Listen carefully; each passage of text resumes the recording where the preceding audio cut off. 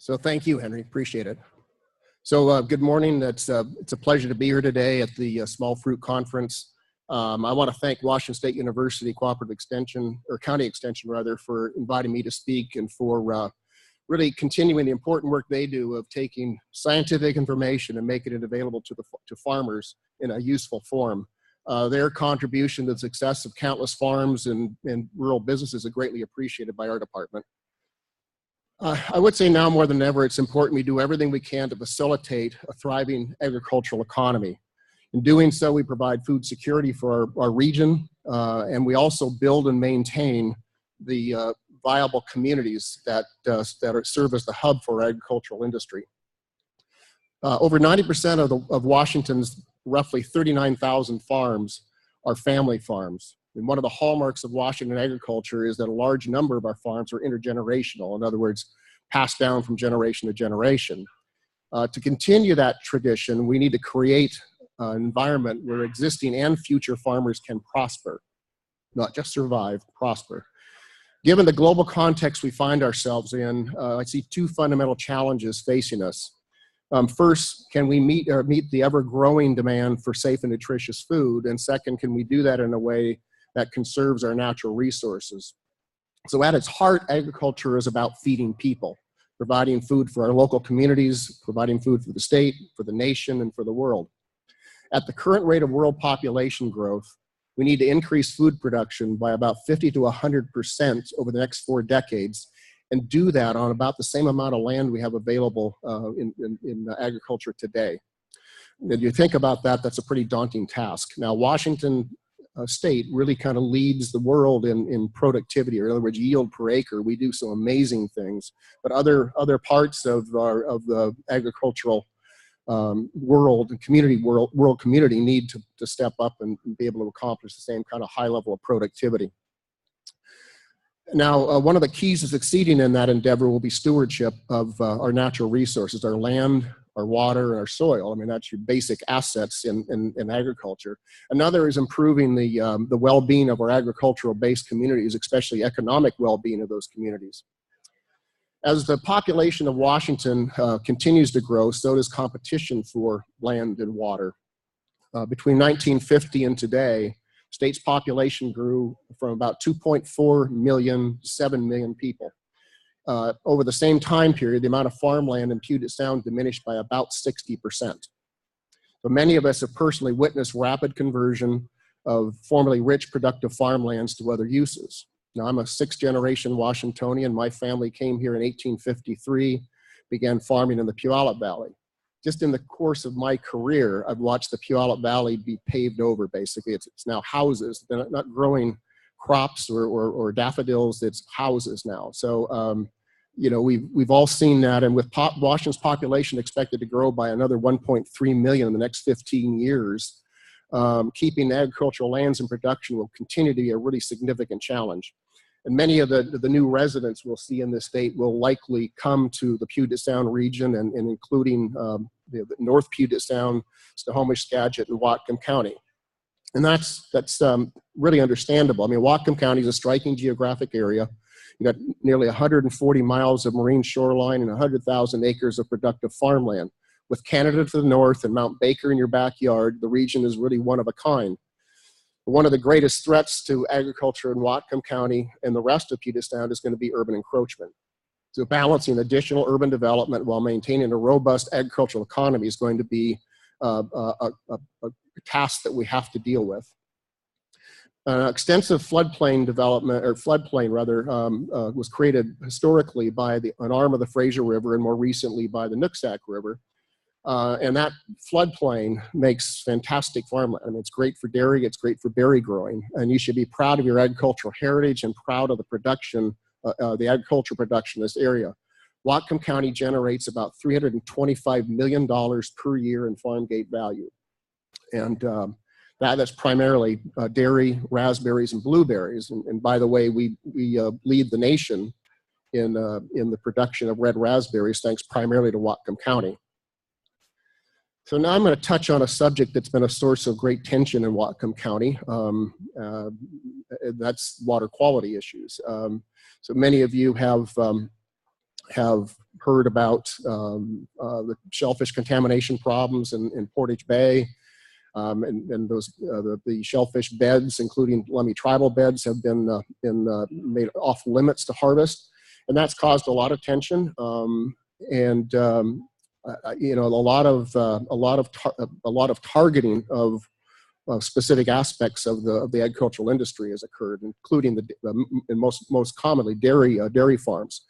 It's important to realize when we deal with non-point pollution problems, and non-point means it's not coming from a pipe, it's a diffuse sort of contamination problem, but non-point problems like we see in the Nooksack Valley and its tributaries, I mean, those are very complex problems. You have multiple contaminant sources, you have multiple contaminant pathways, including in this case, contaminant inputs from the Canadian side of the border.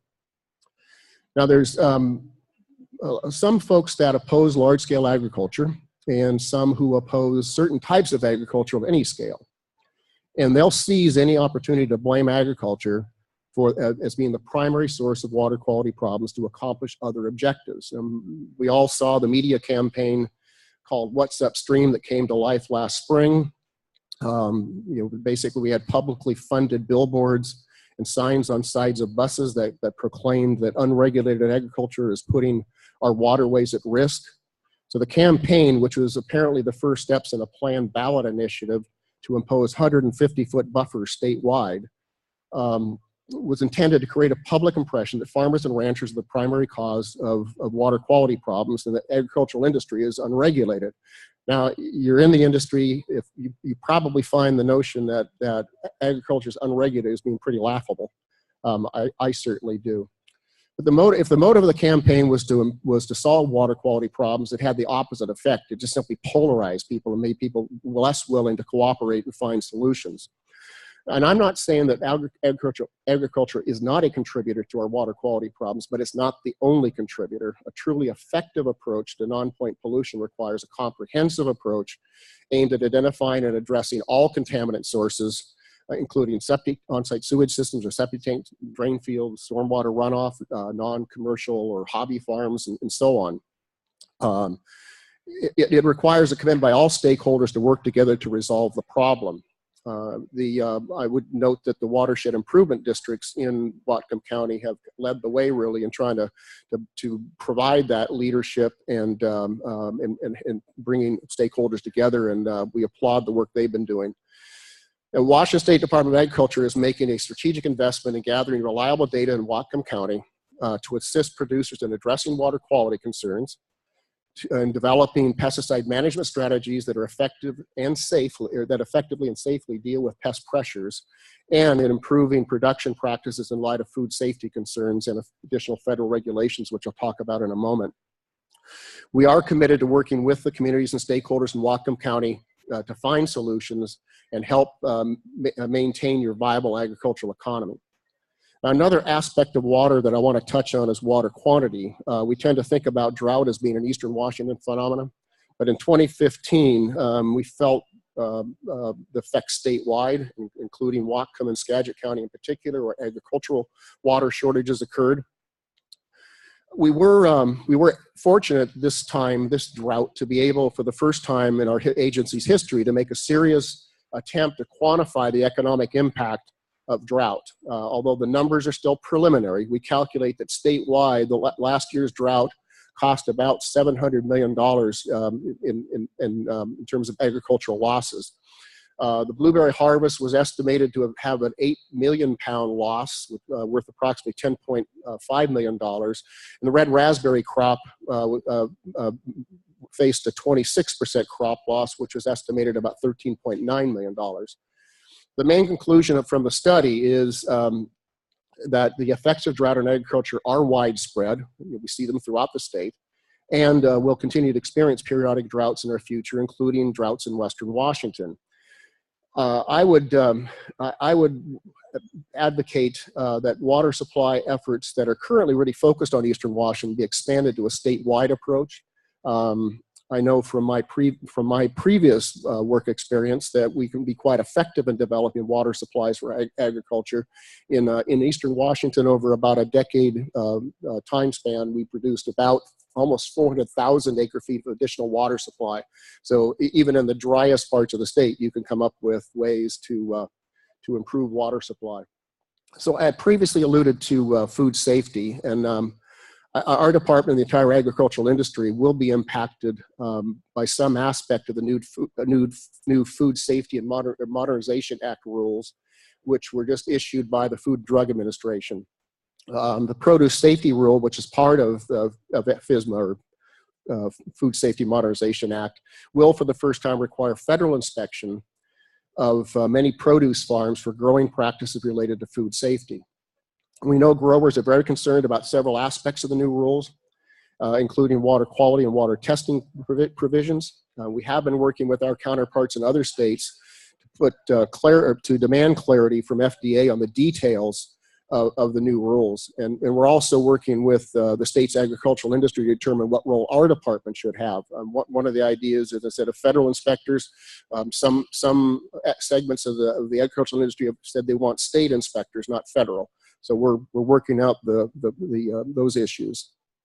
So on a related matter, I also wanted to note that our department provided a specialty crop block grant to fund a project intended to address food safety concerns associated with applying dairy nutrients on red raspberries as a soil amendment. This is the first time we've had a large-scale WSDA and Washington State University partnership that will look into food safety. And this is going to really address, what happens in terms of productivity and food safety when you apply raw manure or apply anaerobic digestion products or compost. So field trials occurred last summer and will continue into 2017. We really are looking forward to some great information coming out of that study that will help us going forward. So in closing, I wanted to note the Department of Agriculture is really committed to working with the agricultural community to face the challenges that you're dealing with. And we know there's a lot of challenges that you face, but we're there, and we will continue to be there. And I appreciate, again, the opportunity to come talk to you today. So thank you very much. And I think, Henry, did you say questions or? Okay. So I could take questions. Yeah. Hey, Derrick. Yeah.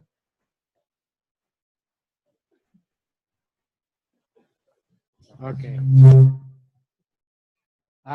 Just out of curiosity, right nearby me is a piece of land, a peat land, but they either the state or whatever called it wetland, and they couldn't be able to clear it off. But if they cleared it off and planted blueberries in it, it makes no sense. It still has got shrubbery and creating, the change of oxygen and carbon dioxide.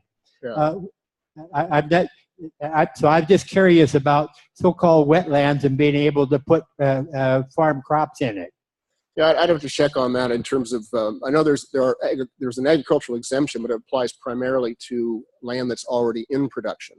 So putting additional land in production is probably viewed differently, but I'd have to check on that. If you want to leave, I'll get your name and number before I leave, and I could certainly track that down for you. Okay, Alan Shriver, Washington Blueberry Commission. I don't know, this is maybe more technical and a policy question, but historically, Washington had 10, 15, even 20 Section 18s during a year.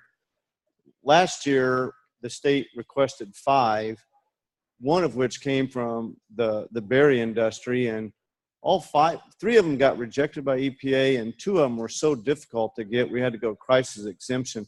I don't know if you're in the weeds enough to know, is there something going on at EPA that's making it harder to get Section 18s?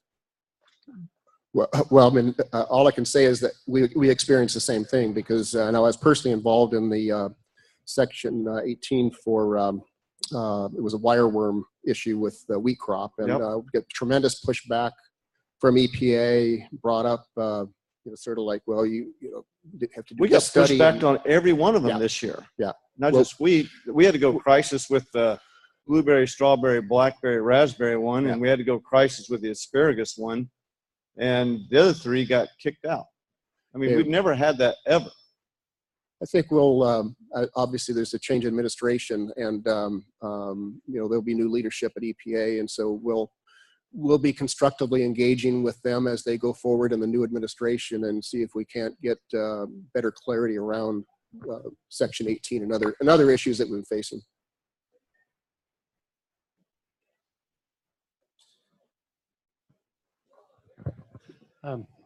Thank you for coming.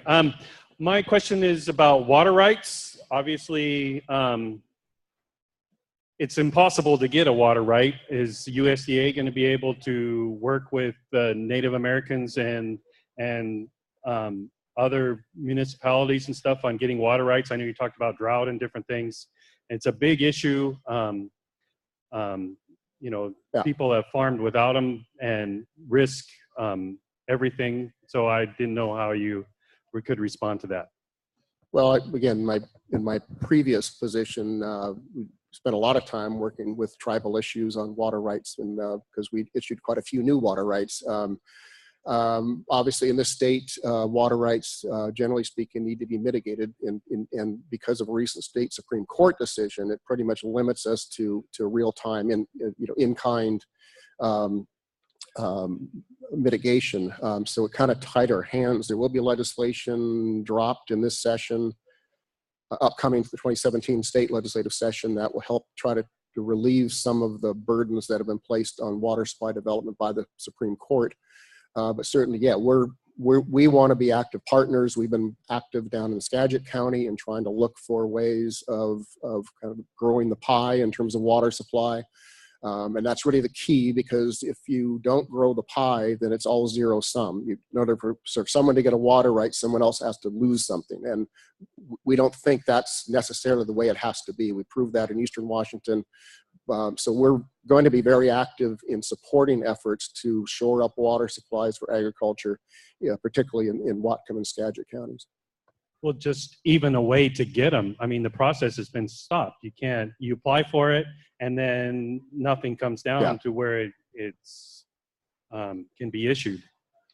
But it's because a lot of the basins have been either closed or determined to not have available resources for further appropriation.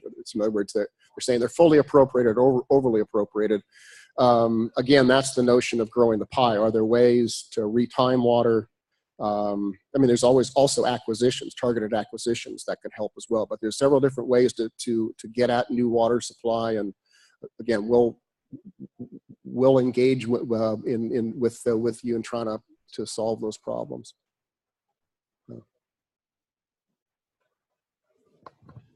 Yeah.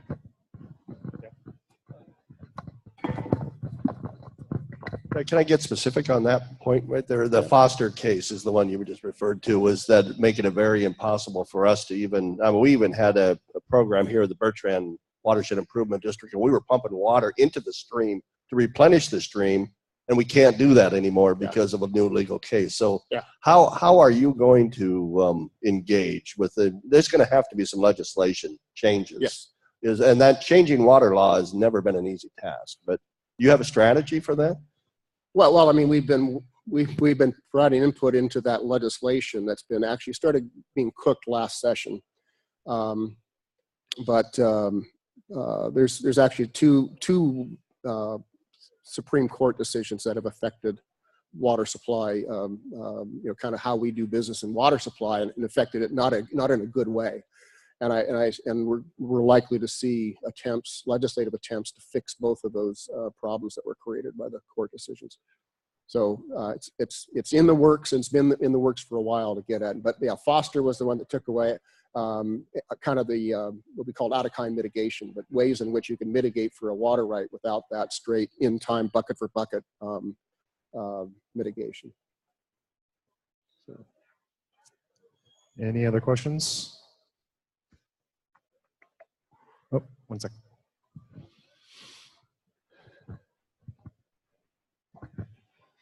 Yeah, Director.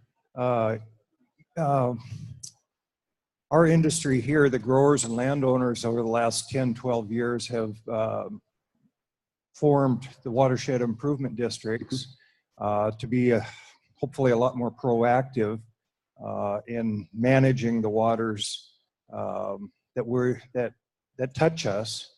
Are there some other initiatives on the part of grower landowners that we should be considering that would position us better with the agencies and with the general public going forward in the climate that we have here, political climate that we have here in the state? Yeah, well, I mentioned the work of the WIDs in my talk, and there's two things that just my observation, what's going on. One is that the WIDs don't cover all of the Nooksack Basin, so there's some gaps there. But two, you're not receiving the kind of support you need to receive from the county, from other state agencies and that sort of thing. I think what we really need to do is to build that comprehensive approach to the water quality issues that involves everybody that's got a dog in the fight with respect to land use controls, for example, and to get to basically support the work that's being done locally. I mean, my experience has been where we've seen really good things happen in terms of either water quality, habitat improvement, or even water supply. It's been when you had a broad group of stakeholders that represented really all aspects of the issue, and they got together and figured out how to solve it. It's local leadership that gets you there. It's not external leadership coming from someplace else. So to the extent that we'll work with you to continue to try to foster additional local leadership and get more people involved in the issues you're facing and try to support. We've offered up, by the way, as in the case of the discussions with the Lummi tribe, we have offered up, any resources we can provide to support you and your efforts going down the road. So, yeah. Thank you. You bet. Anyone else? Oh, yeah.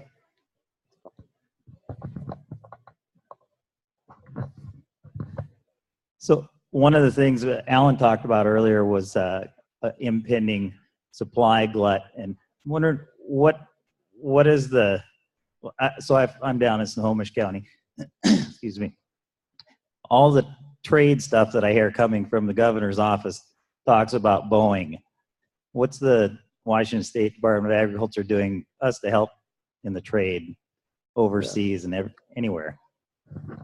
Well, of course, we have a foreign marketing team within our agency that spends all their time working with various segments of the industry to promote foreign trade. I think one of the things, and by the way, I was just back in Washington, D.C. meeting with Secretary Vilsack and with the U.S. Trade Representative on Washington ag trade issues. And of course, one of what we're dealing with right now is a really wide band of uncertainty around where NAFTA, the North American Free Trade Agreement, with the uncertainty around TPP. So we're wanting to be in the mix in terms of transition and getting Washington trade, ag trade, foreign trade, high on the radar screen of the new administration. I was noting that Congresswoman McMorris Rogers from Spokane area was just named as vice chair of the transition team, and I think she's had a tremendous interest and tremendous support for Washington agriculture and overseas trade, and that I think is a very positive step. But we spend a lot of time on our end trying to promote trade and support our commodity commissions and the sectors of our economy, ag economy, when they have issues around phytosanitary restrictions or whatever. We're in there pitching, trying to resolve those issues. So I feel we do a lot. We'll continue to do more. And again, this is a new uncharted territory where we're going now in terms of the new administration and their, at least during the campaign, their kind of critical view of our existing foreign trade agreements. So more to come. We'll keep working it. I'll be back in DC again next week. So. Okay, anyone else? Last chances for question for Director Sandison.